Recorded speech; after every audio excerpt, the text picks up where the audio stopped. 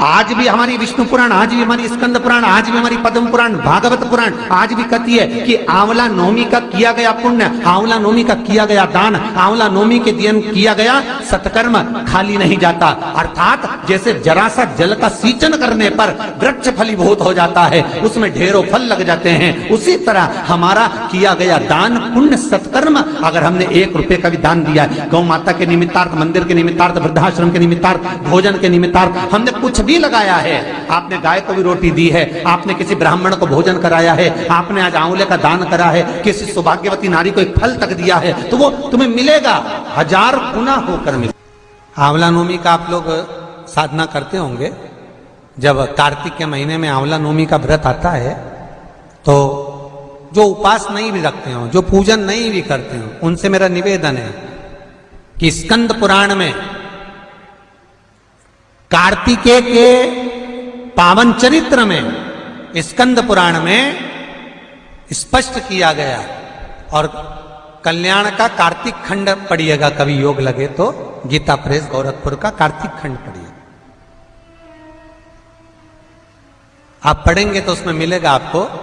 कि आंवला नवमी के दिन आंवले के पेड़ के नीचे घी का दिया लगाकर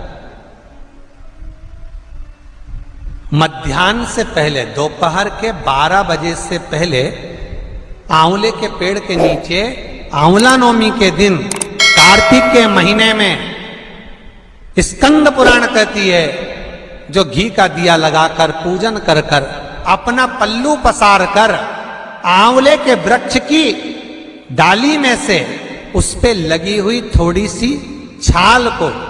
अपनी अंगूठे और चीटी उंगली से अपने पल्लू में गिराकर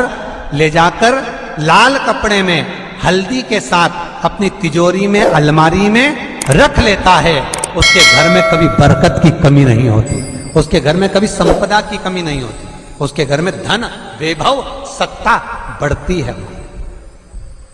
बढ़ती है। आज ही का दिन है आंवला नवमी का। महाराज, अगर किसी पंडित ने, किसी ब्राह्मण ने, किसी ज्योतिषाचार्य ने बता दिया कि तुम्हारे बच्चे की उम्र कम है, किसी ने बता दिया कि इसकी अल्पायु है, इसकी उम्र कम है, इसको ये बहुत बड़ी बीमारी होगी और एक्सीडेंट होगा और ये होगा वो होगा,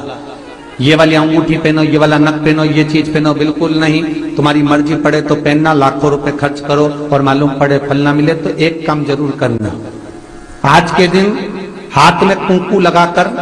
कुंकू को लगाने के बाद अपनी माताजी से कहकर उस बच्चे के हथेली पर स्वस्तिक बनाकर आंवले के वृक्ष पर छापे 5 लगवा दीजिए। वो बच्चा कभी अल्पायु नहीं मर सकता,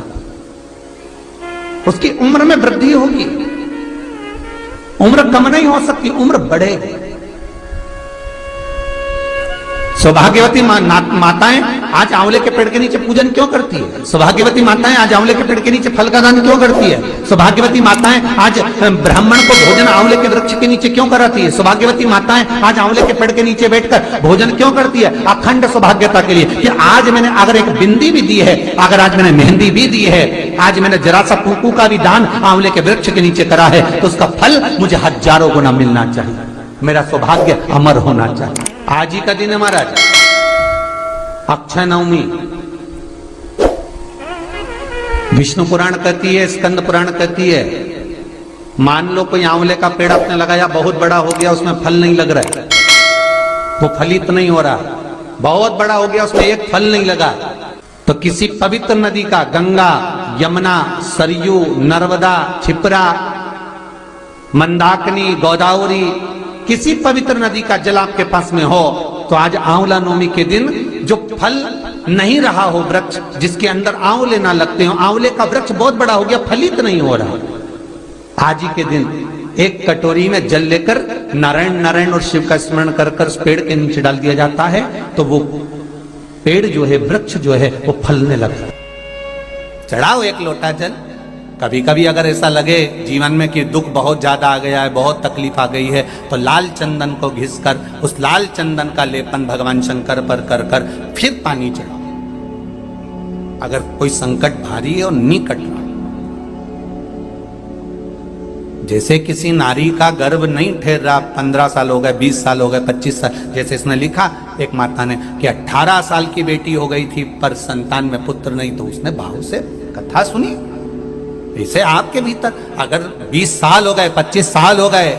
30 साल हो गए, संतान का सुख ही नहीं है, लाल चंदन का लेपन बाबा भोलेनाथ पर करना प्रारंभ करो। पीठिका पर लाल चंदन का लेपन करना प्रारंभ करो। लाल चंदन से बाबा का श्रृंगार करना प्रारंभ करो। एक बेलपत्री पर लाल चंदन, दोनों पत्ती नीचे वाली, जो नीचे की जो 2 पत्ती होती है, इस पे लाल चंदन और बीच वाली पत्ती पर पीला चंदन लगाकर बाबा के शिवलिंग को समर्पित करिए, बाबा से प्रार्थना करिए, रोज प्रार्थना करो। परंतु एक बात का स्मरण रहे, 25 साल हो गए, 20 साल हो गए, 30 साल हो गए, संतान नहीं, तो पहले जल से अभिषेक कराना, अभिषेक कराकर उस जल का आचमन करने के बाद हाथ को खासा करना, धोना, उसके बाद में फिर वापिस बाबा का स्नान कराओ, फिर चंदन का लेपन कराओ, फिर 1 लोटा जल चढ़ाकर बाबा का स्नान कराओ। बाबा का बड़ा सुंदर भाव से लाल चंदन से जो अभिषेक करता है, बाबा को लेपन कर कर फिर जल चढ़ समर्पित करता है, निश्चित है उसकी गोदी मेरा देव अधिदेव महादेव जरूर भरता है, ये निश्चितता है। हम तो बेटियों से भी कहते हैं, जिसका विवाह नहीं हो रहा हो, 25 साल, 30 साल, 27 साल, 28 साल, 32 साल, 40 साल हो गए हो, नहीं हो रहा हो बेटा बेटी का विवाह, उसे लाल चंदन का प्रयोग अशोक सुंदरी वाली जगह पर 7 बिंदी लाल चंदन की लगाकर 7 बेलपत्र 7 बिंदी पर रखिए और महाराज अपनी कामना कर कर भगवान से आइए, बाबा देगा, करेगा, 3-4 महीने में विवाह पक्का करेगा। ये लाल चंदन की महत्वता है।